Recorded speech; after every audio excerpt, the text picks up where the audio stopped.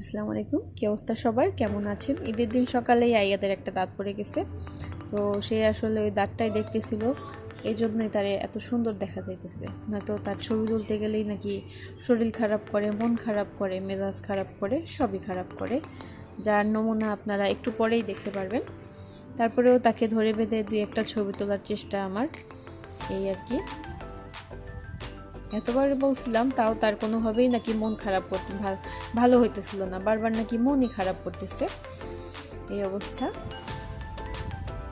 তারপরে আসি আমিরা, তারে তো কোথাও খুঁজে পাওয়া যায় না, সে সারাক্ষণ ব্যস্ততার ভিতরেই কাটাইতেছে, ছুটাছুটিতে। তারপরেও দুই একটা ধরে বেঁধে যা ছবি তোলার চেষ্টা, তাও তখন তার 7 আপ খাইতে মন চায়, তার মোবাইল দেখতে মন চায়, আবার কখনো তার কান্না করতেও মনে চায়। তারপরে আসি এই ভদ্রলোককে নিয়ে, এর নাকি গরমে অস্থির লাগতেছে, যার কারণে ছবি তো আর তুলতে ইচ্ছা করে না। তারপর হচ্ছে আফিদা, তার